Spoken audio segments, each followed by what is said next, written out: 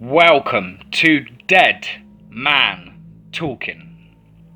Before we start off tonight's story, I would just love to say a huge thank you to everybody that shared and liked my videos in the last week or so. Also a big hello to the new subscribers that have joined the DMT family. I can't thank you guys enough. Your support really means a lot to me. A quick shout out to YB the King, Ryan the Red, and of course David Coleman, and my dear friend Alicia. Without you guys, this channel wouldn't be possible. It really is something that I hold close to my heart, guys, and when you give me the support you do, it makes it all worth it.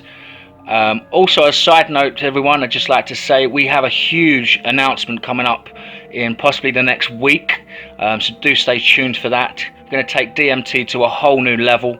I'd love to be able to let you know what that is right now, but I can't do just yet. But believe you me, it's going to be really fresh and exciting, and as I say, it's going to be a game changer, I think.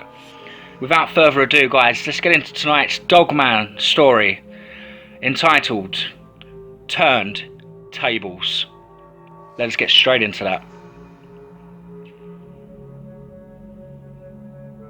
I have been a resident of Washington State since the day of my birth. I've never lived in any other state, nor have I, in honesty, had the desire to be anywhere else. The soaring peaks and lush, thick forests of the west contrast pleasantly with the sagebrush-lined canyons and basins of the state's eastern reaches. I find both of these environments not only pleasing to the eye, but also soothing to the mind. Fortunately, my position in Washington means that minimal, even trivial amounts of travel are required for me to be fully immersed in either ecosystem. Being an avid outdoorsman and hunter, I find this quality of my location invaluable. Either half of the state can serve as a welcome reprieve from the other. Based on my preferences, Washington is my home, and I find it displays the most simple and satisfying form of beauty, natural beauty. That being said, the thing that truly makes this place home for me is the fact that I can share it with my family and loved ones, the people who bring a certain undeniable charm to the place, in and of themselves. Chief among those people is my grandfather. Without his influence, his ever-present guidance, it is unlikely that my love for the outdoors would have ever come to be. For me, my grandfather is more than a grandparent to me. He is a friend, a positive male role model, and in some ways, more of a father than my actual father has proven to be. He is beyond a doubt the hardest working, strongest and most honest person in my life. He taught me, through his actions, what it truly means to be a man. He also, through what I imagine is no coincidence, is the best hunting partner anyone in their right mind could ask for. He is irrational in the hunt. He has the eye of a hawk, and he has the instinct and years of experience to back up his skill with a rifle. I learned everything I know in regards to hunting from him. While all of these are admirable qualities, what I find most inspiring about him is the lack of fear when it comes to nature and the unknown. That is why I have chosen to share the following tale, and that is also why I am utterly terrified whenever my mind wanders to this topic. Before I graduated high school, I spent a copious amount of time at my grandparents' house. They live in a rural area with a few neighbours, and so it served as an excellent location to get away from the stress factors and clear my head. I won't pretend that I'm a social recluse or that I don't enjoy good company, but everybody needs to get away from people every once in a while. My willingness to spend so much time there may also have been influenced by the fact that they were paying me at the time to maintain their decently sized ranch. But I digress. It was on one such occasion that I had decided to spend the night in their quaint guest room, which they had kept for me since I was a toddler. I was enjoying my time at their home, and even though I was seeking solitude, The company of my grandparents was welcome. Around the dinner table we sat, eating my grandmother's warm, home-cooked meal, talking of nothing of any real importance, but enjoying the conversation nonetheless. In between spoonfuls of what my memory tells me was a casserole, I glanced at the clock. It was late in the evening, and I was exhausted. After finishing my supper and washing up, I decided to turn in for the night. I wished my grandparents good night, and I went to lay in the guest room bed, taking a book with me to help in falling asleep. It is worth mentioning that my grandparents' house lies in the more southeastern part of Washington, in a deep canyon that stretches for about 20 miles north to south lengthwise, twisting slightly like a great serpent through the countryside. Since it is a more of a rural area, we share it with the local wildlife. Wildlife such as coyotes are exceptionally common in the area, and hearing them converse to one another from opposite sides of the canyon is a normal sound of the night. As I was unbuckling my belt to undress, one such howling contest began, with one solitary coyote calling a challenge into the night air. It was answered almost immediately by another coyote on the opposite side of the canyon, and then by another on the same side, but about a mile up the road. This continued on until there were undoubtedly at least 6 animals calling out to one another, conveying some message that only a coyote would understand, in a strange language of yaps and howls. Then, as I was climbing underneath the warm covers of the bed, something strange happened. In hindsight, it should have seemed more odd to me than it did at that time. Another howl, distant but more powerful, shot through the canyon and echoed off the basalt bluffs like a bullet ricocheting off a boulder. Instantly, the coyote ceased all attempts of communicating, and an eerie silence filled the night.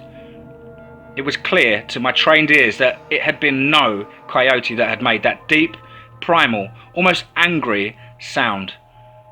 It was several octaves deeper than any sound that a coyote was even remotely capable of producing, and was in much, much different in tone.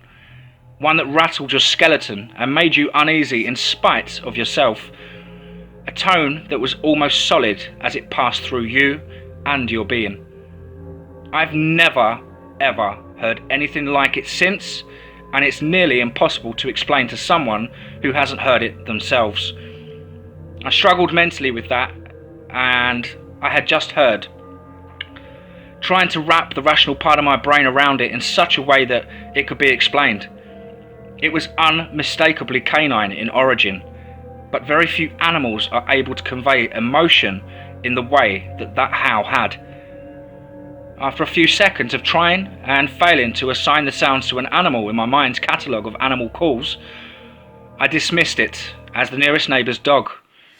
I wasn't satisfied at the time with that conclusion, and neither were the ancient survival functions of my brain, which had been kicked into brief overdrive by that sound. But I had no other explanations, and I figured there really was no point in dwelling on it. I turned to my book and began to read, and before long I was tired enough that I decided to turn out the lights and get some sleep. My rest was shallow and uneasy. In a hellish nightmare, I was sent hurtling through a black void, falling to unknown depths, unable to see anything, the only sound a wind rushing through my ears. Suddenly, the sound of coyotes yapping and howling filled the pitch blackness all around me, and something within me told me that I needed to fall faster, that my survival depended on me increasing my speed. Something alien, something unknown was after me, and it would surely catch me if I did not fly from this place. The coyote howls became more and more desperate, as if to warn me of the unknown presence and spur me onward, as if crying out to me, "Flee, flee from this place, flee for your life." What I woke up to was much, much worse. If you have never heard the screaming of a wounded horse, consider yourself lucky. It is at once the most heartbreaking and most soul-shattering sound imaginable, and it filled the air upon my waking. I sat up in bed, heart pounding within my chest. Panic filled my mind. I looked at the open door of the guest room and saw my grandfather hurrying by in the hallway, throwing on a robe and heading for the front door. I jumped from my bed and quickly threw on my clothes. I flew from the guest room, hot on my grandfather's heels. When I finally caught up to him, he was standing near the front door. He looked at me with concern on his grizzled face. "Chucky must have got snared in the hot fence again," he said, the remnants of sleep on his voice. My grandfather's horse, Chucky, was old and had a bad habit of wandering into the electric fence in the night. Usually, this was of no concern, but sometimes he got himself stuck in his panic. "We'll have to replace more fence tomorrow," I replied. "We might have to cut him out." "Here's what it is, son," he said with a sigh. Just then, Chucky's screams subsided with a great wheezing cough.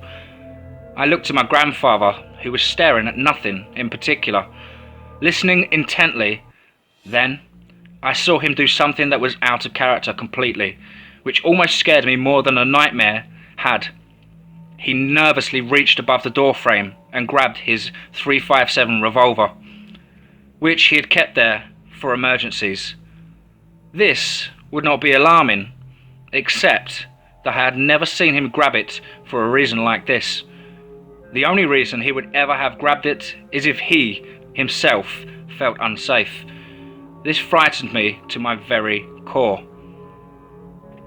Together, we stepped out into the black night with nothing more than a thin beam of a flashlight to ward off the darkness. It was a new moon and a cloudy night to boot, judging from how I was unable to see the stars. It was unnaturally quiet, not even the crickets chirped. The danger I felt that night has been unmatched since then. A million different threats seemed to loom at us from all different directions, just beyond the light of our flashlight. We, who had been the hunters so many times before, suddenly seemed to be the hunted. As we nervously and cautiously crept across the gravel driveway and towards the horse pen, I began to smell a familiar smell, the unmistakable smell of blood and flesh.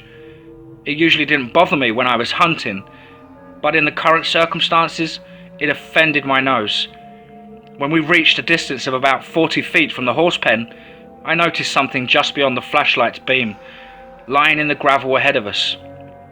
As we got closer, I realized, in horror, that it was a horse's hind leg, broken at the mid-thigh and ripped from the remainder of the body. Lying in a small pool of blood and with displaced gravel and upturned earth around it, as if it had been thrown there with force. The loud click of my grandfather's cocking the revolver's hammer was the only sound to break the rhythmic crunching of the gravel beneath our feet. We finally reached the horse pen, and what we saw there was exactly what I was expecting at this point. It looked like something had picked up this 1,000-pound horse and shook it like a rag doll. The dirt all around was upturned and displaced. Its left leg, hind leg, was lying behind us in the gravel, and almost its entire body looked like bloody, uncooked hamburger meat. There was blood everywhere. I grappled with a violent wave of nausea despite my years of hunting experience, and my grandfather grew tangibly paler. "We need to get back inside, son," he said, his voice shaking slightly. He turned on his heel and started to head back to the front door without so much as a second glance. My grandfather's had eyesight of an eagle. He can see 5 head of deer on a hillside that is the same colour as the deer, a mile away, in the rain with little more than his naked eye, a feat that I could never duplicate, and I've always envied him for that. Which is why I'm surprised that he didn't see the large, hulking figure which stood next to the barn directly across the horse pen. It looked like a huge coyote standing on its hind legs.